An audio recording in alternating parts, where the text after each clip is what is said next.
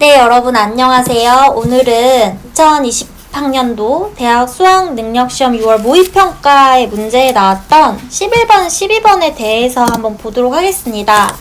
이 지문 같은 경우는 굉장히 길어요. 그래서 여러분들이 한번 미리 읽어주셨으면 합니다. 사실 이 11번, 12번 같은 경우는요, 문법적인 설명이 그렇게 많이 필요 없어서 지문만 보고도 여러분들이 해석해서 맞출 수 있는 문제입니다. 그래서 오늘은 저와 함께 이 지문을 읽어보고 한번 같이 문제를 살펴보는 것을 해보도록 하겠습니다. 어린 말은 망아지, 어린 소는 송아지, 어린 개는 강아지라고 한다. 이들은 모두 사람들이 친숙하게 기르는 가축이라는 공통점이 있으며 새끼를 나타내는 단어가 모두 아지로 끝난다는 점이 흥미롭다.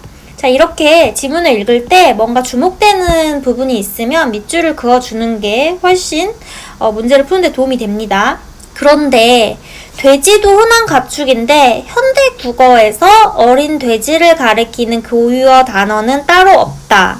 가축과 그 새끼를 나타내는 고유어 어휘 체계에서 어린 돼지의 자리는 빈자리다. 자, 이 말은요, 이거죠. 지금 이 말들은요, 말의 하이어고요, 소의 하이어고요, 개의 하이어라고 볼 수가 있어요. 왜냐면 새끼를 나타내기 때문에. 근데 돼지를 나타내는 말은 없다, 이런 얘기를 하고 있는 거예요. 그렇다고 해서 어린 돼지를 사람들이 인식하지 못하는 것은 아니다. 다만 어린 돼지를 가리키는 고유어 단어가 없을 뿐인데 이렇게 한 언어의 어휘체계 내에서 개념은 존재하지만 실제 단어가 존재하지 않는 경우를 뭐라고 한다? 어휘적 빈자리라고 한다. 자, 이 어휘적 빈자리라는 개념을 여기서 이제 새롭게 냈는데요. 이런 문제 유형 굉장히 문법에서 신선하고요. 또 이 어휘적 빈자리 같은 개념은 사실은 대학 교수님들이 논문을 쓰는 그런 부분이겠죠. 그리고 국어에서 이제 의미론이라고 있습니다. 의미론이라는 부분에서 이제 다루어지는 개념인데요. 이것을 수험생 여러분들이 어떻게 아냐? 우리는 국문과 학생도 아니고 이걸 어떻게 아냐? 당연히 모르죠. 오히려 개념이 새롭기 때문에 문제 푸는 거는 더더더 쉬울 수 있다. 실제 우리가 배운 내용은 어렵게 복잡하게 만들어 출제할 수 있지만 이것 같은 경우는 그런 게 아니다 라고 이제 편한 마음으로 독서하듯이 그냥 읽어주시면 됩니다. 어휘적 빈자리는 계속 존재하기도 하지만 다양한 방식으로 채워지기도 한다. 그렇다면 자, 우리가 주목해야 되는 부분이 여기이기 때문에 네모 박스가 되어 있네요.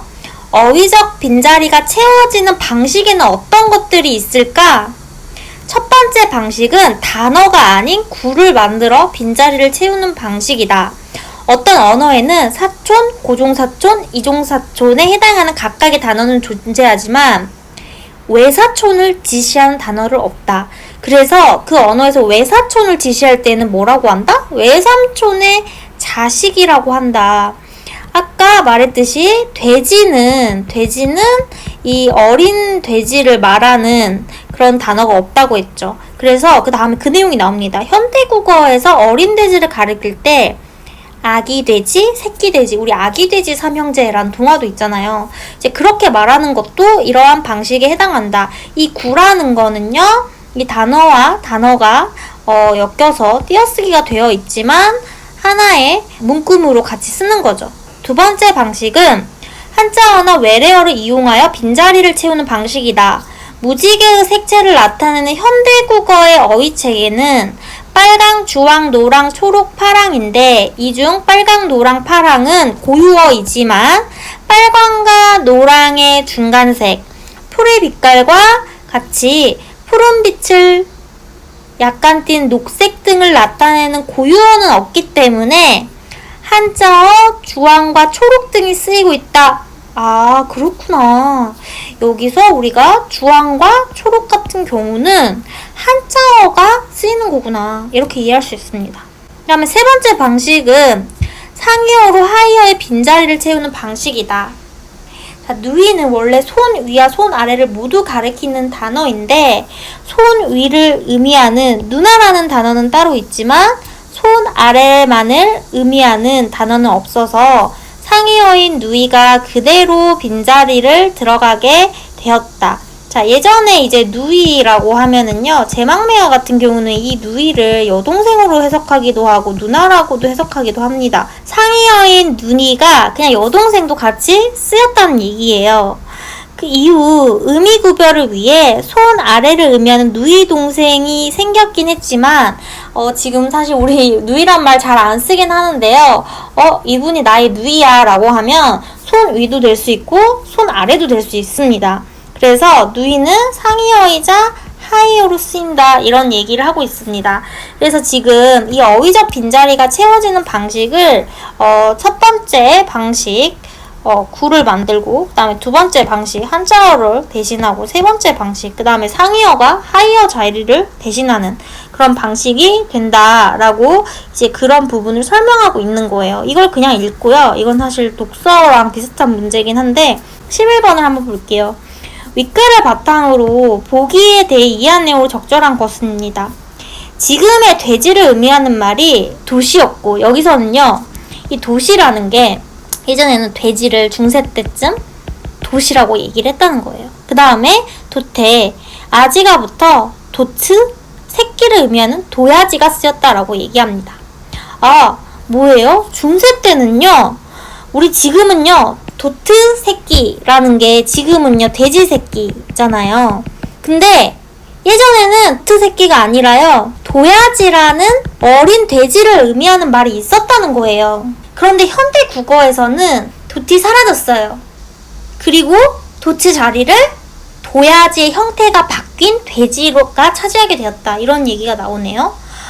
그러면 예전에 쓰였던 이 도야지라는 말이 더 이상 쓸 수 없구나 라고 생각을 할 수 있습니다. 하지만 우리 도야지란 말 많이 들어봤을 건데요. 국어사전에 이제 도야지 쳐도요. 지금 이게 이제 돼지로 바뀌었다 이렇게 나오고 이제 방언 같은 경우는 산도야지라는 말에 이 도야지에다가 산자를 붙여서 이제 산돼지를 의미하는 말로 여전히 이제 흔적이 남아 있습니다.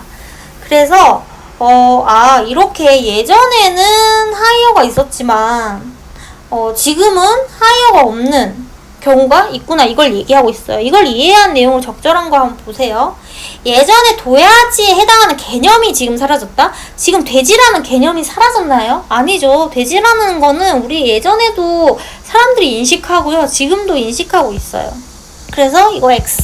그 다음에 2번. 예전에 돛은 도야지의 하이어로 의미가 더 한정적이다. 그게 아니라 제가 여기서 또 얘기했지만 이 월 개념이 상이어가 되죠.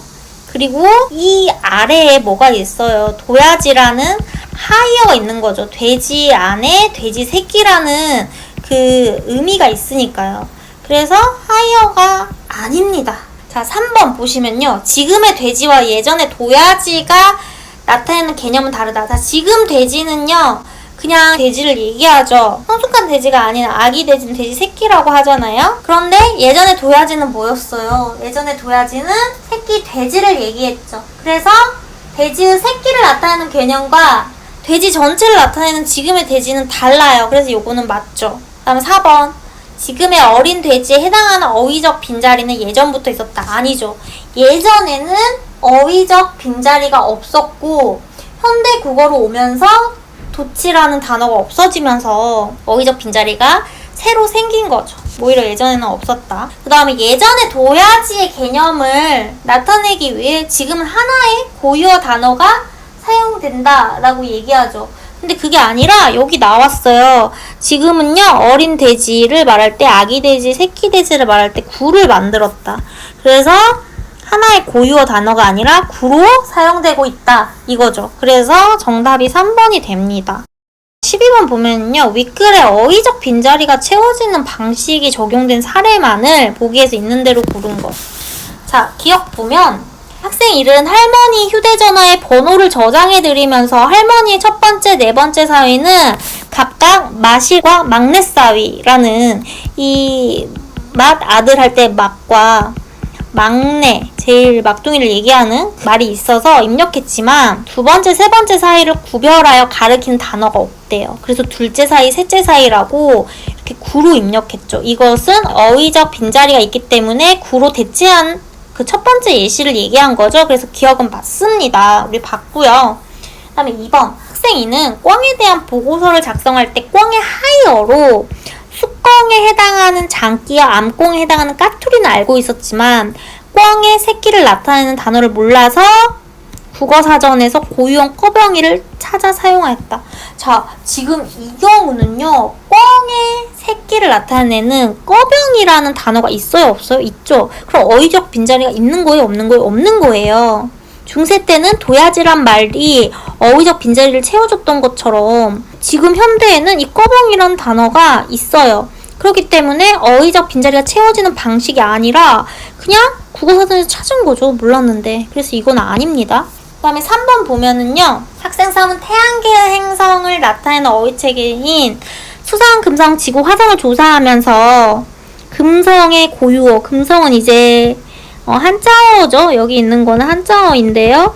고유어로 샛별과 개밥바라비가 있음을 알았다. 개밥바라기란 말 잘 안 쓰죠. 그래서 샛별만을 기록하였다. 이것 같은 경우는 만약에 어휘적 빈자리가 생기려면 금성에 해당하는 고유어가 없어야죠. 근데 두 개나 있잖아요. 그래서 이것도 정답이 될 수가 없습니다. 그래서 답은 1번입니다. 이런 문제 같은 경우는 사실은 뭐 문법적인 능력이 없어도 국어 지문만 정확히 이해했어도 충분히 잘 풀어낼 수 있는 그런 부분이었다. 그리고 이런 부분을 알면서 아 그렇구나 하고 여러분들이 쉽게 접근을 했으면 좋겠습니다. 이번 강의는 여기까지고요. 다음 시간에 다시 만나요. 좋아요와 구독 꼭 눌러주세요. 안녕.